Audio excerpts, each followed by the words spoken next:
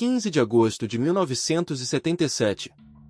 Por apenas 72 segundos, um radiotelescópio no interior dos Estados Unidos captou um sinal dezenas de vezes mais forte que o ruído do espaço, numa frequência que, por acordo internacional, ninguém pode transmitir.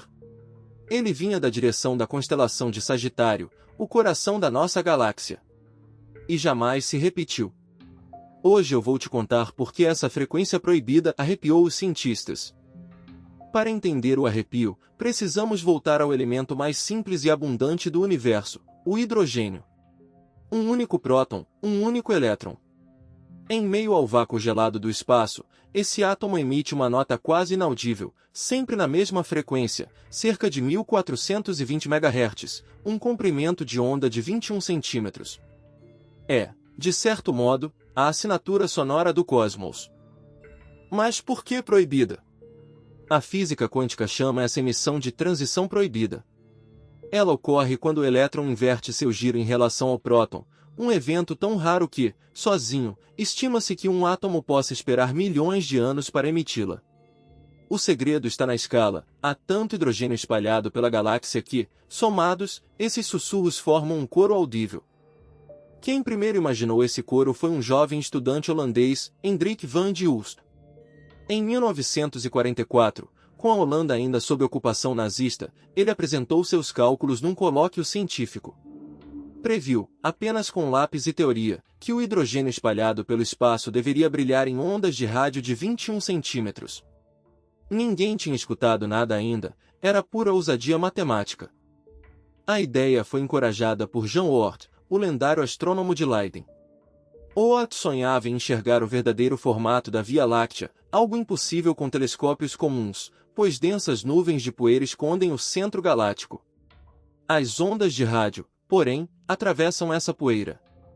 Se a previsão de Van de Hulst estivesse certa, a galáxia inteira poderia finalmente ser mapeada por dentro. A confirmação veio em 1951. Nos Estados Unidos, os físicos Harold Evan e Edward Purcell, de Harvard, apontaram uma rústica antena em forma de corneta para o céu e escutaram. O sinal estava lá, exatamente onde a teoria previa.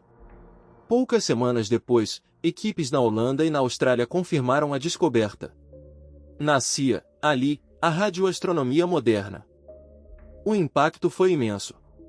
Rastreando a linha de 21 centímetros, os cientistas finalmente desenharam os braços espirais da Via Láctea e mediram sua rotação. E perceberam algo perturbador: a galáxia girava rápido demais para a quantidade de matéria visível. Era uma das primeiras pistas da existência da misteriosa matéria escura. Uma simples nota de hidrogênio reescreveu a astronomia. Então veio a virada. Em 1959, na renomada revista Nature, os físicos Giuseppe Cocconi e Philip Morrison fizeram uma pergunta ousada: se uma civilização distante quisesse nos chamar, qual frequência usaria? A resposta parecia óbvia: a do hidrogênio. Afinal, é a nota que qualquer ser inteligente no universo teria condições de conhecer. Um verdadeiro idioma cósmico universal. A ideia inspirou o astrônomo Frank Drake e o nascimento do SETI, a busca por inteligência extraterrestre.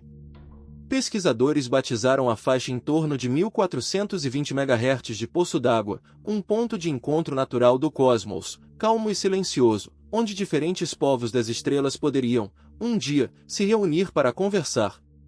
A frequência do hidrogênio virou endereço universal. Justamente por seu valor científico, essa frequência tornou-se, na prática, proibida. Tratados internacionais reservam a faixa ao redor de 1420 MHz exclusivamente para radioastronomia.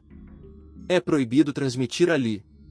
Um silêncio deliberado, protegido por lei e mantido em todo o planeta, para que possamos escutar, sem interferência, os sussurros mais tênues vindos do espaço profundo.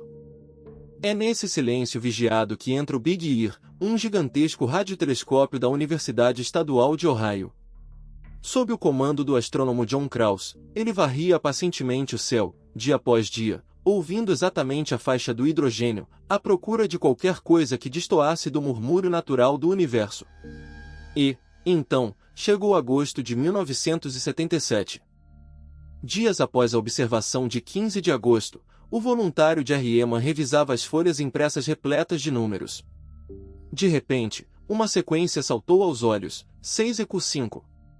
Aqueles caracteres codificavam um sinal intensíssimo, dezenas de vezes acima do ruído de fundo, e quase exatamente na frequência do hidrogênio.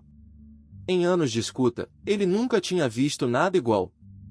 Sem palavras, Eman pegou uma caneta vermelha, circulou a sequência e rabiscou na margem uma única exclamação: "Uau!". Aquela reação espontânea batizaria para sempre o fenômeno, o sinal UAU. Um pico perfeito, com exatamente o formato que se esperaria de uma transmissão vinda de muito, muito longe. E durou os tais 72 segundos. Mas de onde ele veio?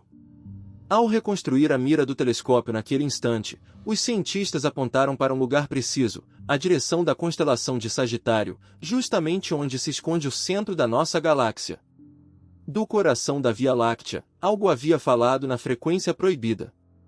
E, logo em seguida, se calou por completo. E aqui está o arrepio. Por mais de 4 décadas, telescópios muito mais poderosos vasculharam aquele ponto do céu. O sinal UAU jamais voltou. Nenhuma explicação natural o encaixa por completo. Resta o fato inquietante: a mesma frequência que a natureza sussurra por todo o universo foi escolhida por algo que, por 72 segundos, gritou de Sagitário, e nunca mais. Talvez tenha sido um cometa, uma interferência terrestre, ou algo que a ciência ainda não sabe nomear. Mas o ensinamento permanece: reservamos um silêncio sagrado nessa frequência não por medo, e sim por esperança, a humildade de quem aprende a escutar antes de falar. Se esse mistério te arrepiou, inscreva-se no Enigmas do Mundo e me conta nos comentários: você acredita que era só a natureza? Até o próximo enigma.